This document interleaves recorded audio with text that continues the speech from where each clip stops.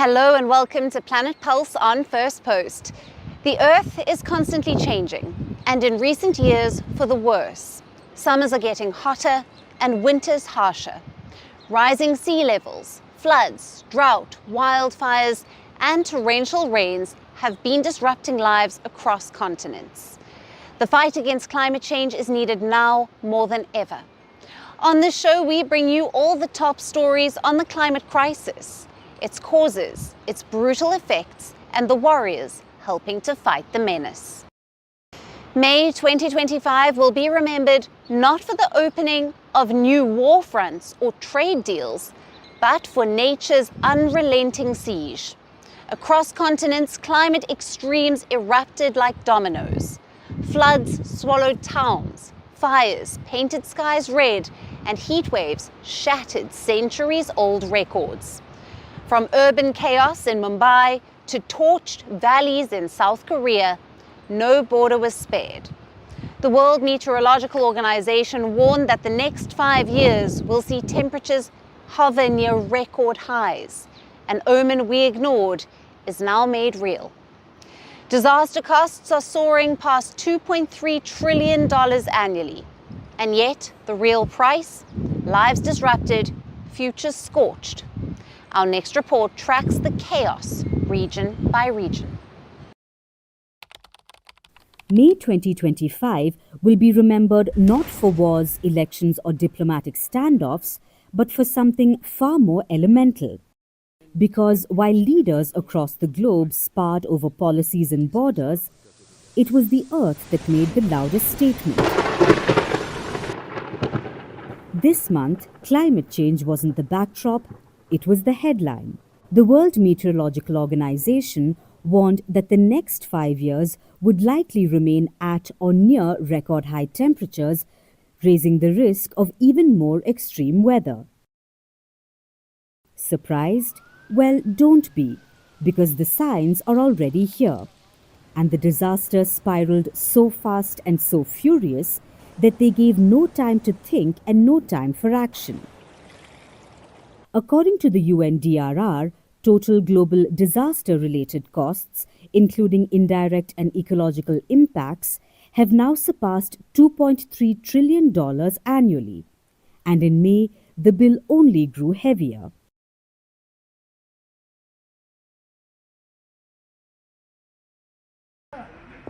In India's northeast, the flood situation escalated dramatically. By June 3rd, over 6,300,000 people across 21 districts in the eastern state of Assam were affected as relentless rains and landslides claimed 47 lives across 8 states. In fact, Mizoram alone reported over 500 landslip events in just 1 week. Elsewhere in the country, cities drowned. Mumbai, before the monsoon's official arrival, was submerged once more. The newly built metro station flooded, traffic collapsed, and outrage followed. Bengaluru too gasped underwater. Lakes meant to buffer floods have long been paved over, and this time nature retaliated. In Delhi, the past met the future. The wettest May since 1901, thunder and hailstorms and flight disruptions. A similar crisis also unfolded across the border. Pakistan endured record heat waves, then devastating windstorms that killed over a dozen and injured hundreds.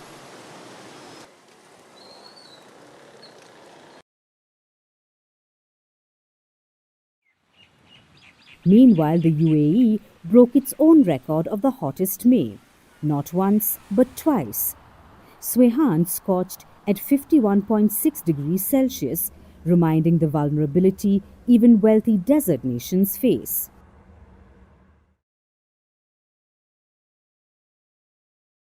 Across Europe, May fractured expectations.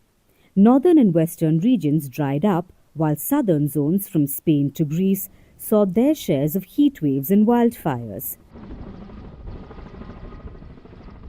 In France, a deadly storm brought hail the size of ping pong balls and killed at least one person near Toulouse.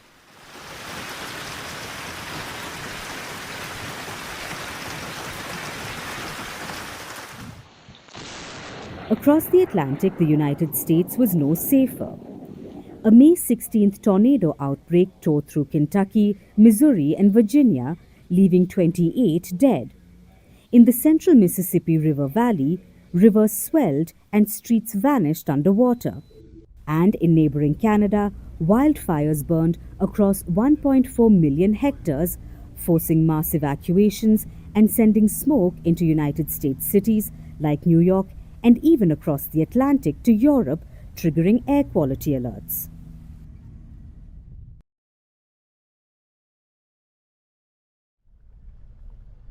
Down south, Australia faced its own reckoning.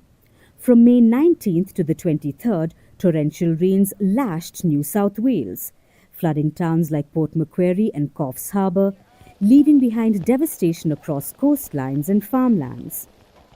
The month was one of contrasts: blazing heat in one region, deluges in another. It wasn't just a random sequence of natural events, it was the climate tipping scale, the system breaking rhythm. The 2025 Global Assessment Report confirmed what many feared. Disasters are not isolated, they are interconnected, intensified, and increasingly inevitable. The planet didn't whisper this May, it screamed. But will the world listen? Because June has just begun. Once a shimmering pink spectacle and a haven for thousands of flamingos, South Africa's Camphors Dam now sits silent and green, with not a bird in sight. Toxic sewage has poisoned one of Africa's last remaining flamingo breeding grounds, pushing a near-threatened species closer to extinction. Here's our report on a man-made environmental crisis that is draining the life out of a natural wonder. Until recently, Camphors Dam in South Africa was a rare ecological jewel. The man-made lake on the outskirts of Kimberley had become one of just 4 breeding sites in Africa for the lesser flamingo. It's an elegant, near-threatened bird known for its vivid pink feathers and synchronized nesting rituals. But today, the flamingos are gone. Years of untreated sewage have turned the once thriving dam into a bubbling, foul-smelling pool of sludge. With toxic water conditions driving the birds away, Camphors Dam has lost its avian residents, and the continent has lost yet another vital breeding ground. So if there's no food available and the conditions are not ideal for them to breed, and they cannot build their turrets and the young cannot feed, they will definitely not breed at Camphors Dam. At the last time we counted at Camphors Dam was at the end of 2019, beginning of 2020, and there was about 71,000 lesser flamingos at Camphors Dam. The collapse of Camphors Dam comes at a time when South Africa's wastewater infrastructure is failing nationwide. Fewer than a third of municipal sewage works are operational. Many, like Kimberley's plant, have been crippled by theft and lack of maintenance. For Brenda Booth, who owns the farmland surrounding the dam, the decline is heartbreaking. It was actually a remarkable achievement. There was no breeding here, and the breeding island started the breeding, and they loved the area, and there were more and more birds and more breeding. So it's very depressing right now. Last month, Booth won a court case forcing the municipality to take action. But the clock is ticking. Conservationists warn that the loss of Camphors Dam as a breeding ground could push the lesser flamingo further towards extinction. The International Union for Conservation of Nature is already reviewing plans to upgrade the bird's threat level from near-threatened to vulnerable. Globally, the lesser flamingo population is estimated at 2 to 3 million. The majority of them are concentrated in East and Southern Africa. However, they are picky breeders. These birds require large shallow soda or alkaline lakes, rich in spirulina algae and far from disturbance. Now, only 3 such breeding sites remain across Africa, with 3 more in India. Essentially, their habitats are degrading. It's one of the biggest threats to the lesser flamingo. And the most important in this case is actually Campus Dam, which is the critical breeding site for the flamingos in the region. So because we've lost this breeding site, the numbers of the recruitment of flamingos is now declining in the region. This isn't just an ecological disaster, it's an economic one too. Flamingos have long drawn tourists to Kimberley, providing a boost to local businesses. We are quite concerned. We know that flamingos attract tourists to Kimberley, and that one way of improving the economy and the jobs. So that is why this matter is urgent for us, very urgent in fact. So because it has a ripple effect on the economy of this city, and it's something that we have to deal with. But also, not only about the economy, it's also about the environment itself. For now, South Africa's only flamingo breeding ground remains eerily silent. The pink spectacle that once graced Campus Dam has faded, perhaps for good. On the Cox's Bazar beach in Bangladesh, a giant monster has risen from the sea, and fighting the colossal creature could take years, because this one is made up entirely of plastic waste. Built by artists, volunteers, and the local community, this monster is a powerful display of human-driven marine pollution. This initiative is now encouraging people to turn trash into something meaningful, highlighting the perils of plastic pollution. Our next report brings you the details. Imagine this: a monster rising from the very depths of the ocean, not of myth or legend, but of our own making. This isn't some creature of nightmares, but a stark, chilling reality. This 62 feet tall robot monster is made from human-generated plastic waste, standing tall at Bangladesh's Cox's Bazar beach. This plastic monster is a grim testament to the damage we humans have inflicted on our planet. This monstrous sculpture isn't just a work of art, it's a wake-up call, a powerful message about the devastating impact of plastic pollution on our oceans and our planet. When I came to the beach with my children, they said, "Dad, look how much waste is here." It's not a good thing. It's our responsibility to save the ocean. If we throw waste indiscriminately here, it's a threat for our environment. This initiative is spearheaded by Cox's Bazar District Administration and voluntary organization Vidyananda Foundation. Led by sculptor Abhir Karmakar and built with a collaborative effort of artists, volunteers and local communities, this towering sculpture captures the destructive power of plastic pollution. Every day, millions of tourists visit Cox's Bazar and nearby St. Martin's Island, leaving behind trails of plastic waste which is polluting the sand and the waters. But now it seems like things are getting better. Local communities and tourists are now being invited to be a part of the solution and combat plastic pollution. They are being encouraged to deposit plastic waste at exchange centers set up along the beach. These centers offer essential food items to the local people, while tourists can trade plastic for books, caps, and other gifts. This is how discarded plastic debris is being transformed into a force for good. The making of this gigantic plastic monster is as interesting as the message it conveys. Using 10 metric tons of discarded plastic waste, artists combined recycled materials with wood, nails, and adhesive to bring the massive monster to life. The centerpiece stands alongside two smaller figures, each 15 feet tall. Artists claim the sculpture to be the world's largest robot monster made of ocean plastic. They hope that their work will inspire a global conversation about the dangers of plastic waste.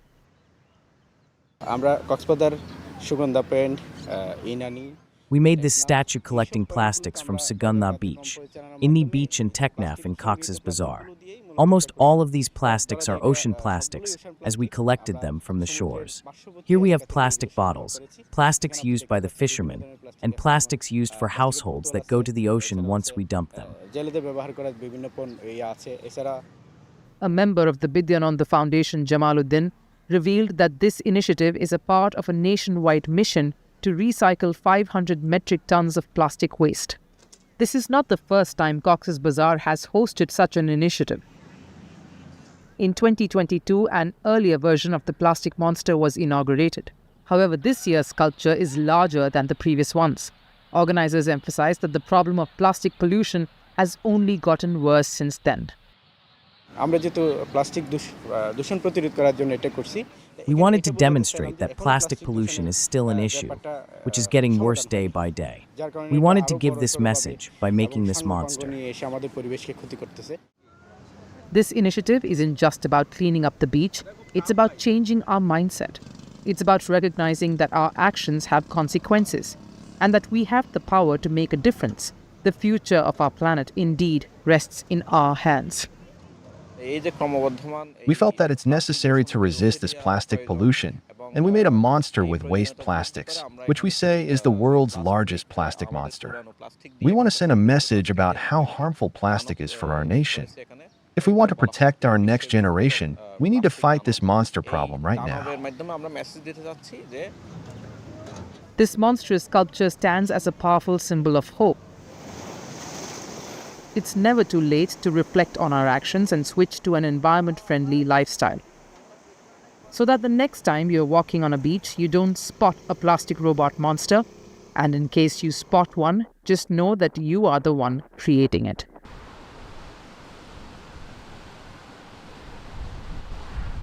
And that's it on Planet Pulse for today. We will see you again next week. Thank you for watching. Stay tuned to First Post.